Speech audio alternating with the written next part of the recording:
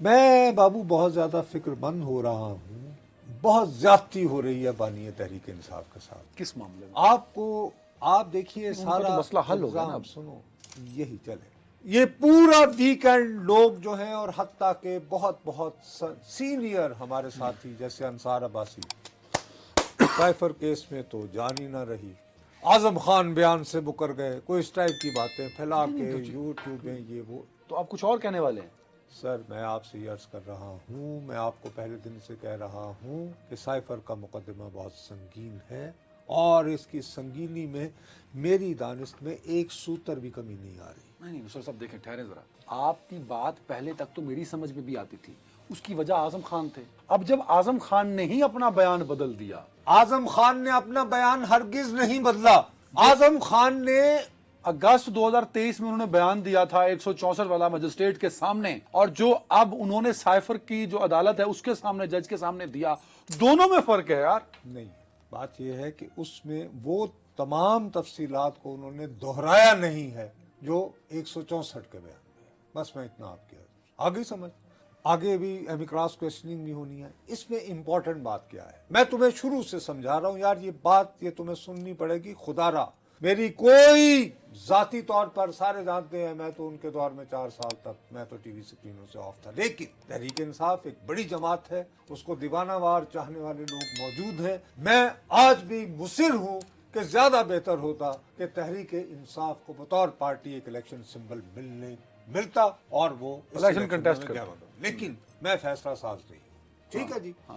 अब मैं तो ये राय ही दे सकता हूँ। अब क्या हो रहा है, तुम सारा इल्जाम उनके वकला पे डाल देते हो। वो तो मैं आज भी मुनीर नियाजी साहब का एक शेर है, कुछ मैनू मरंदा शौक सी, कुछ भी रावा औखियां सन, कुछ मैनू मरंदा शौक सी। खान साहब इस बात को रियलाइज नहीं कर रहे हैं कि वो इस वक्त जेल में है।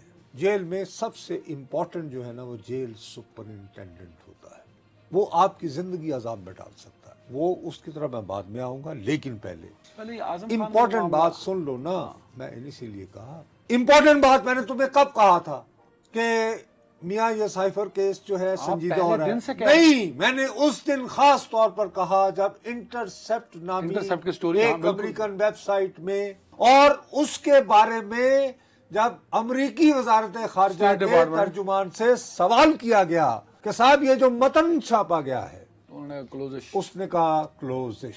मैंने कहा लो जी पलवान जी, मसला हो गया, अब ये केस बनेगा। थोड़ी सी जाती हो रही है, आपने इसमें आजम खान का जिक्र भी करते रहे हैं। अब मुझसे दोबारा सुन लो इसमें, लेकिन मेन मुकदमा, यार तुम लॉ के स्टूडेंट रहे हो, मुझे खाली ना दिखाया करो ना। इसमें मेन चार्ज क्या है? मेन चार्ज ये है कि साइफर का मतन वजारत खारिजा से वजीर आजम के दफ्तर भिजवाया गया और वो कॉपी जो वजीर आजम के दफ्तर गई थी वो गुम हो गई, वो वापस नहीं आई। इसका मतलब ये हुआ कि ये गैर मुतल्लिका लोगों तक उसकी एक्सेस दे दी गई। ये है मेन मुकदमा, बाकी जुजियात हैं। आजम खान जो है वो ये कहते हैं हाँ हमारे यहाँ आया, मुझे वजीर आजम ने फिर कहा कि यार वो मुझसे गुम हो गया है।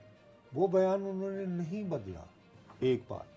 दूसरी बात, आज गवाह के तौर पर पेश होते हैं उस वक्त के खारिजा सेक्रेटरी, वो ये कहते हैं जी हाँ हमारे यहाँ से साइफर जो गया था वो कॉपी जब तक मैं वजारत खारजा में था वापस नहीं आई।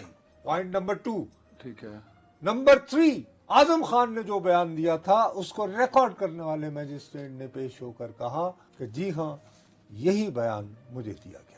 यानी मुझे जो बयान, आपने तो ये सुना दी कहानी कि अभी भी कश्ती उसी साहिल के पास खड़ी है। बाबू यही तो रो रहा हूं ना। तो इसमें मुझे अफसोस होता है, वो जो यानी पितरस बुखारी का था कि मुझे मेरे दोस्तों से बचाओ। मेरा ख्याल है बानी तहरीक इंसाफ को खुदारा इनके हमदर्द यूट्यूबर। अब तो हम यूट्यूबर्स की कहानी आज से आगे निकल गए। आगे अब अंसार अब्बासी यूट्यूबर नहीं है, आपने उनको नहीं पढ़ा इन 3 दिनों में? मैंने उनको पढ़ के मैंने उनका नाम लिया यार, पहले पता नहीं क्योंकि तुम सफर से थके हुए हो। नहीं, तो फिर ये समझ नहीं आ रही, जो 3 दिन एक हवा बनाए रखा हमने, खुशियों के अंबार लगाए रखे। अंसार अब्बासी साहब ने ऐसा क्यों किया वो जाने, उनका काम जाने। सीनियर आदमी है, उनकी हाथी की मर्जी। आप इस बात पे बिलीव करते हैं कि चेयरमैन बानी तहरीक इंसाफ ने उनको थपकी भी दी?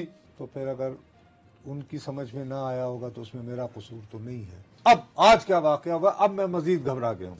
वो सहाफियों से गुफ्तगू कर रहे थे एज यूजुअल। देखिए, why you want to go, कि मेरा मुकदमा खुली अदालत में चले, ताकि भाई जब आप जाएं वो आपका आनिया जानिया हो, मीडिया से इंटरेक्शन हो, लोगों तक बात इनको पहुंचे। ऑक्सीजन की तरह ये गुफ्तगू कर रहे थे। सुपरिंटेंडेंट जेल इनके पास गए, गालिबन उनका असद बड़ैच नाम है या क्या है, बड़ाई साहब हैं। बड़ैच साहब। उन्होंने कहा कि सर आप, हाँ तुम कौन होते हो, ये हस्बे आदत, ये उसको पढ़ गए इल्लल्लाह करके जा।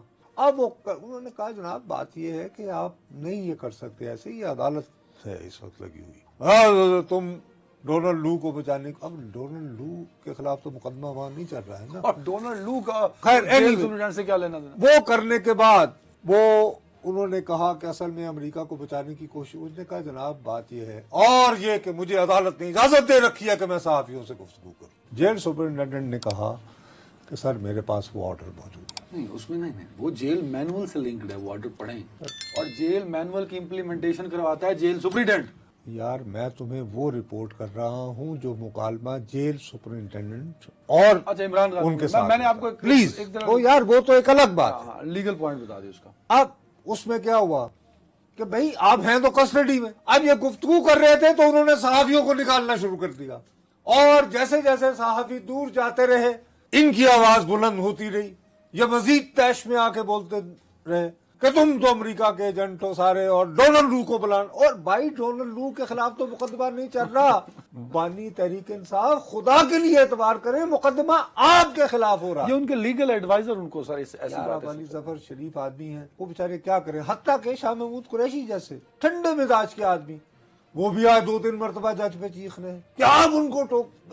यार आपके वकला हैं यार, उसका नतीजा क्या होगा। नहीं, मुझे जो अब ज्यादा खतरा है, एक मिनट है तो बाबू, आई एम सॉरी, मुझे अब खतरा क्या है कि आज जो तल्ख कलामी हुई है जेल सुप्रीडेंट और इमरान खान के बीच में, ये it will create a situation जहां पर के अदालत को जवाज मिल जाएगा कि सहाफियों की एंट्री पर पाबंदी लगाई। एंड क्रेडिट गोज टू जनाब कप्तान कि आपका गुस्सा इतना है, आपने कंट्रोल नहीं किया। आगे मसला ये है कि असद मजीद खान साहब ने भी आना है, जिनकी गुफ्तगू हुई थी उससे। देखिए ये तो अदालत पहले कह चुकी है कि जब चाहे अदालत को ये हक है कि वो ये कह सकती है कि भी ये चीज सहाफियों की मौजूदगी में। उसमें असद मजीद खान साहब का बयान, जिन्होंने वो साइफर भेजा सर। वेरी, अब एक चीज मुझे समझाइए, मैं आपकी ये थ्योरी बिल्कुल इसलिए मानने को तैयार हूँ क्योंकि आपने हकाइक पे बात की। मैं तो सिर्फ रिपोर्ट किया है, तो जो आप रिपोर्ट कर रहे हैं खतरा है वो आजम खान की का बयान से लेके ये आज वाले मामले तक। मुझे एक चीज जरा समझाएं, क्योंकि आपने तो 3 दिन मुझे हल्कों में भेजा हुआ था ना, वहां भी लोग ये कह रहे थे देखा आजम खान ने डट के खड़ा हो गया, कप्तान ने थपकी भी दी, कुछ नहीं रहा पल्ले आजम खान के बयान। तो मैं ये समझ रहा हूँ, देखिए मैं सॉरी टू कि मैं गलत हो सकता है मैं गलत हूँ, कि जो अडयाला जेल में हुआ वो हल्कों में उसकी सियासी पॉइंट स्कोरिंग हो रही है, सियासी तौर पे साइफर की जो कार्रवाई है उसको बतौर टूल इस्तेमाल किया जा रहा है सिंपैथीज गेन करने के लिए। तो वहां तो ये वोटर को अपने साथ मिला रहे हैं कि ये हमारे नहीं, लेकिन उसके बाद अगर कल से बाकायदा जवाज बना के तो ये सहाफियों की एंट्री बंद कर दें तो नुकसान किसका होगा। मैं पूछना जो चाह रहा हूं आपसे, साइफर केस को सियासी मकासद के लिए इस्तेमाल किया जा रहा है, मैं ये यार वो तो हक होता है आपका, अगर मेरे खिलाफ भी कोई इस मौके पे इस्तेमाल करना नहीं, उसकी कार्रवाई को तोड़ मरोड़ कर अगर आप लोगों को उससे लोगों के दिलों में ये गलत फहमियां होंगी कि यार मुश्किलात आसान हो रही हैं और वो रिलैक्स हो जाएंगे, कंप्लेसेंट हो जाएंगे। एक बंदा मुझे मिला आई थिंक पेशावर में, उसने मुझे ये कहा देखा जी आजम खान से बयान जबरदस्ती दिलवाया था, अब जब कोर्ट में आया तो वो हालांकि बात कुछ और है। और मैं वही तो कह रहा हूँ। अच्छा, अब दूसरी तरफ बात यह है कि खिताब करने वाले लीडर का मूड कैसा था। बहुत दिनों बाद आज यकीनन नवाज शरीफ साहब अपनी ओरिजिनल फॉर्म में थे, इंगेजिंग जैसे उनकी आदत है। नहीं ठहरो, क्या कह रहे हो, अच्छा तुम लोग नीचे बैठो। उसमें एक देखो ना, उनकी आज जिस तरह वो खेल रहे थे उनके साथ, वो करते करते एक तवील तकरीर भी की, यानी हट के।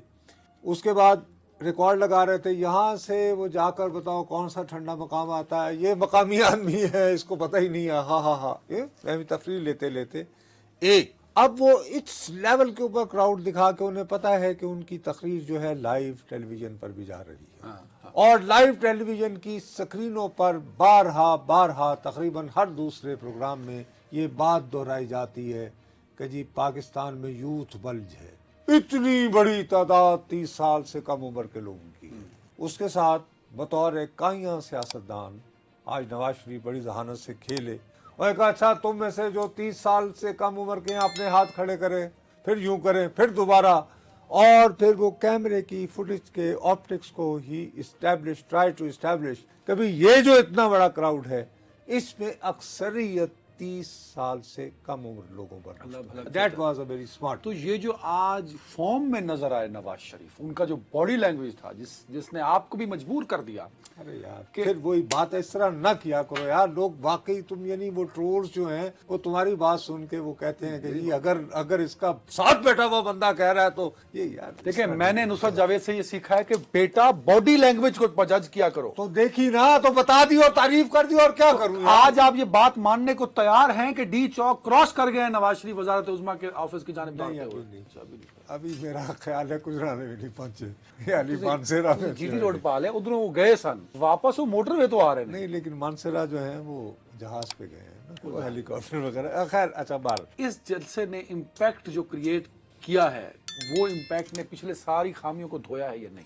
नॉट येट, लेकिन आज कम से कम ये मैसेज क्या, बात यह है कि आज जो टेम्पो उन्होंने बनाया है अगर वो उसको सस्टेन करते हैं आइंदा लेट से 3, 4, 5 दिनों में, तो नेचुरली डेफिनेटली और इसी तरह के मनाजर स्क्रीन पे नजर आते रहे तो एक मैसेज जाएगा कि हाँ भाई मियाँ आ गया मैदान में, हो जमा लो, ठीक है।